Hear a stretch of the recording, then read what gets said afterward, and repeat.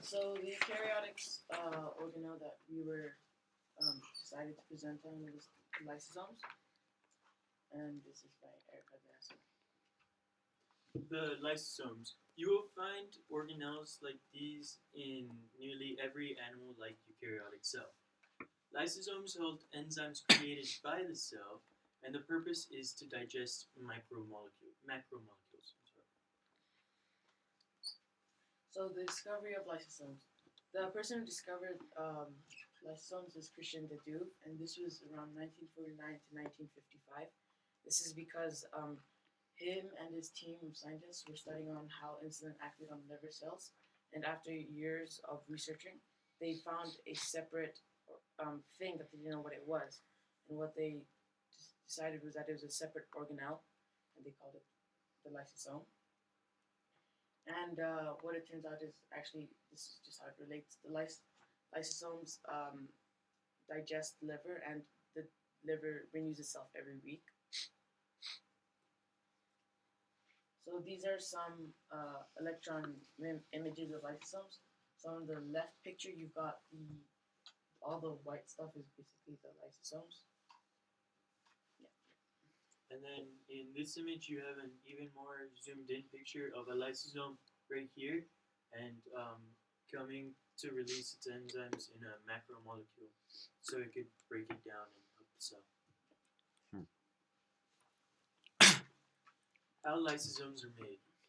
The enzyme proteins and lysosomal membranes are first created in the rough endoplasmic reticulum. Those proteins are packaged in a vesicle and sent to the Golgi apparatus. The Golgi then does its final work in creating the digestive enzymes and pinches off a small, tiny vesicle, and the vesicle is a lysosome.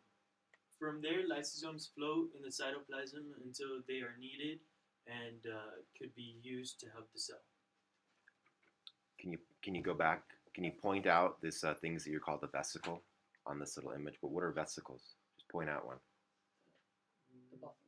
The what? No. Yeah, the little. Things. Yep. These Yes, those little.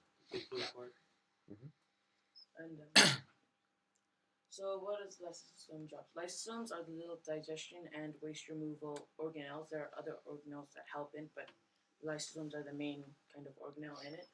And they go to work whenever there's a excessive or damaged cells, organelles, food molecules, or invaders and bacteria. So once the material is inside the cell, the lysosomes releases its enzymes, and enzymes break down the macromolecule into simpler pieces. And when it breaks it down to simpler pieces, all the organic material they usually send out back to the cell for its reuse. So that could include simple sugars, amino acids, and other stuff. But then all the things that once it breaks down, the cell can't use, it puts it inside a vesicle and releases it out to the cell membrane, because cell membrane can release vesicle. So there's a picture of it like here. So this is the lysosome, here's the vacuole. This is the mitochondria going into it, the enzyme to break it down. And here this shows the vesicle going out of the cell membrane for all the pieces that the cell can't use. Another term for lysosomes is suicide bags. This reason is after a certain period of time, a cell can get overworked and it will die. There are three main ways a lysosome could commit suicide, and in each and every single one, it involves lysosomes. One important way that is most well known per se would be when it eats itself.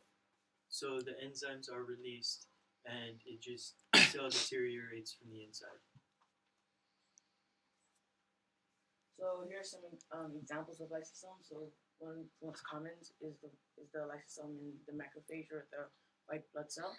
And what this does is uses the phagocytosis. That's the process of the lysosome completely covering the bacteria invaders and then destroying it, because it doesn't allow it to divide and reproduce. And this is how white blood cells protect us. And then another example of this is when a tadpole turns into a frog. The tadpole has a tail to help it swim, but once it turns into a frog, what happens to the tail? The lysosome digests the tail because it's an unneeded